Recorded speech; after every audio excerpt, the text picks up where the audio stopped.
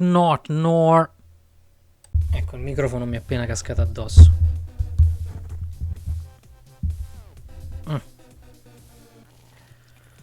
Allora, qui bisogna salvare queste. Bisogna salvare Patricia Wagon, detta Patty Wagon. Patty Wagon è un gioco di parole con. Fare gameplay senza un interlocutore non è il massimo. Se ci fosse un interlocutore sarebbe molto migliore. Dovrò chiamare Leonardo per venire a dire 4 stronzi. Allora, questo gioco praticamente siamo questa tizia qua che si chiama Patricia Wagon che deve salvare 5 1, 2, 3, 4, 5. Ogni livello deve salvare 5 di queste tizie che sono scappate dalla galera sua. Ed eccoci qua. Allora c'è un interessante modo di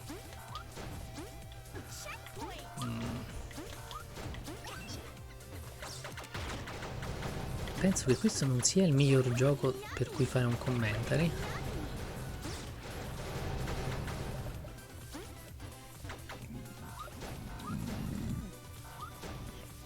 Oops. What the hell? Jump, jump, jump, jump. Ecco, Kairi di Kingdom Hearts. 1, 2, 3 e 4 tutte insieme.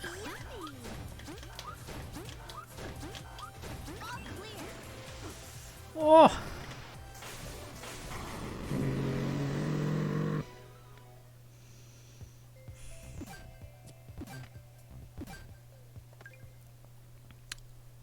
Salvataggio in corso, si prega di non rompere. Episodio 2.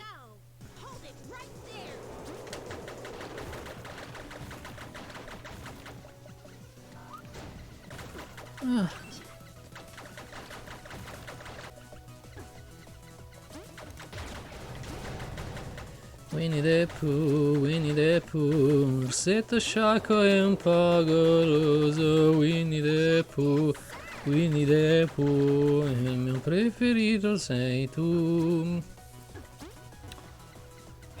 Spero che nel pubblico siete tutti amanti di Winnie the Pooh, se no dovete andarvene tutti a fa. No, scherzo, però se non vi piace Winnie the Pooh qualche problema ce l'avete. Winnie the Pooh è un fantastico orso giallo con il culo grosso. E 1, e 2, e 3.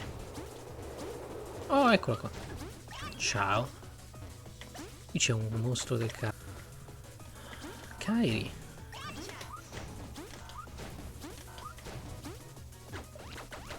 Dovete sapere che io sto su DeviantArt e su Instagram, mi dovete trovare basta che scrivete Knot Nore, ecco è morta.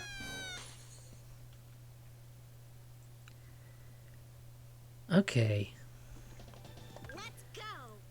Basta che scrivete Knot Nore e mi trovate sia su DeviantArt che su Instagram. Ho fatto anche un disegno di Patricia Wagon.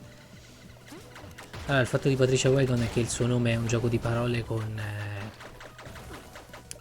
il vagone in cui portano via i detenuti, il camion in cui portano via i detenuti, perché il diminutivo di Patricia è Patty. Patty Wagon è il nome comune con cui si indica quel che di cosa. Il vagone dove portano dentro i detenuti si chiama Patty Wagon. Non in Italia ovviamente, non ho idea di come si chiama qui in Italia, si chiama semplicemente vagone carcerario, una cosa del genere. Ho notato che su YouTube in italiano mi sembra che non ho cercato recentemente, ma credo che ci sia solo un gameplay o 2 di questo gioco qua, e quindi ho pensato facciamo questa cosa qua così almeno c'è più probabilità che la gente lo guardi, visto che nessuno l'ha fatto, praticamente nessuno. Se non mi sbaglio, ecco che minchia, se non mi sbaglio completamente potrebbe essere che non l'ha fatto proprio nessuno, tipo Wild Woody. Wild Woody è un gioco orribile, un gioco di merda, aveva delle premesse pure carine, doveva essere una cosa ambientata tipo nel mondo dei cartoni, non mi ricordo bene, però è un gioco eseguito malissimo, programmato male, sempre in 2D platform, e c'è solo, proprio a livello internazionale c'era solo un gameplay prima che lo facesse Oniplay, e l'unico gameplay che c'era non era nemmeno commentato, c'era un walkthrough senza commentari. E questo è un walkthrough senza audio del gioco, perché non sono riuscito a configurare l'audio del gioco, perché non ne so un cazzo di queste cose. Io disegno e pubblico disegni su Instagram e su DeviantArt, quindi non so come si fanno i video, quindi il primo video ve lo beccate che fa schifo, purtroppo poi lo rifarò. Allora, sono morto di nuovo perché faccio schifo. Hello. Ok, a questa botta non mi farò colpire da tutti questi figli di puttana.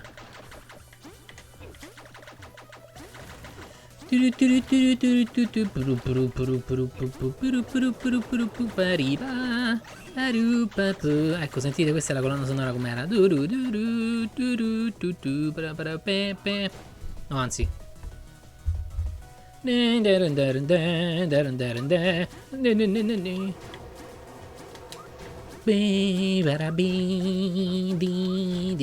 Ok, basta.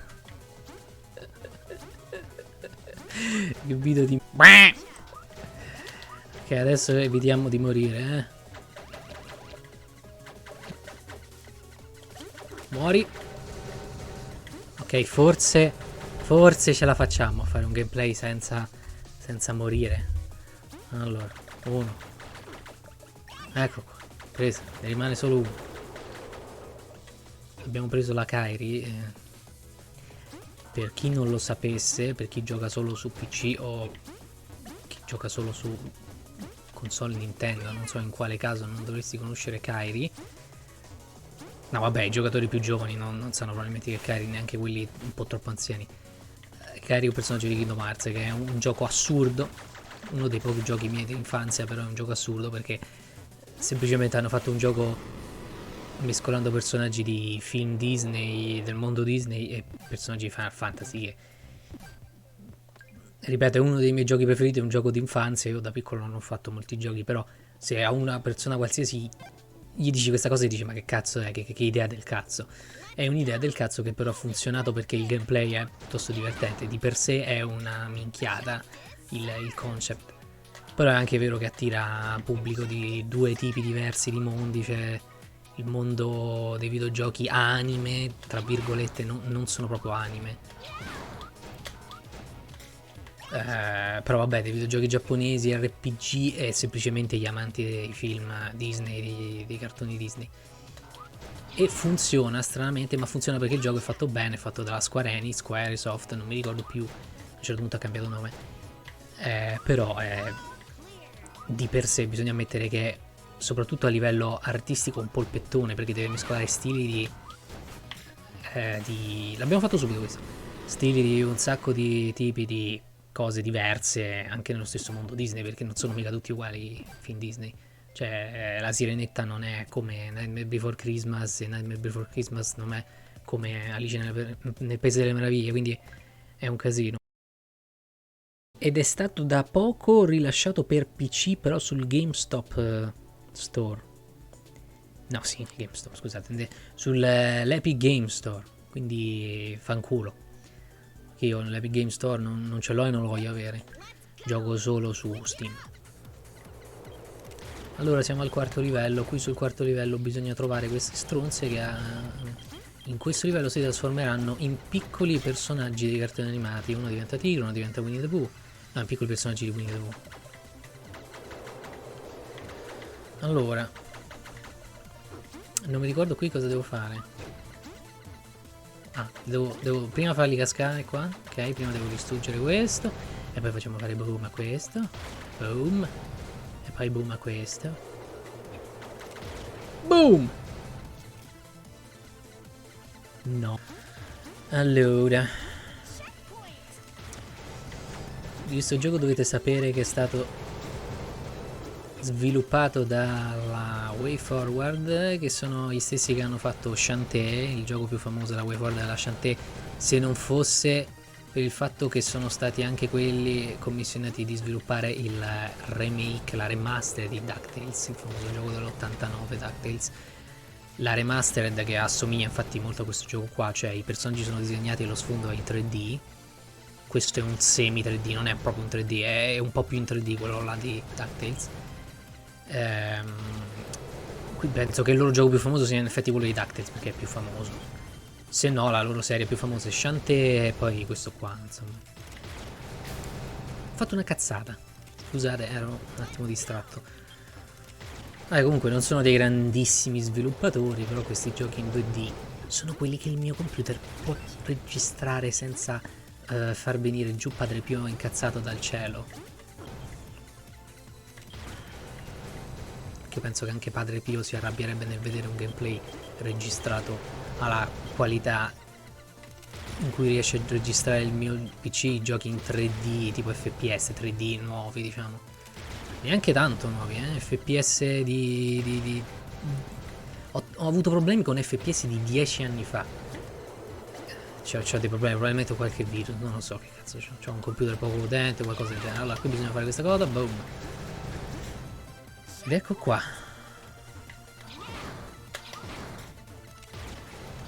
Ok.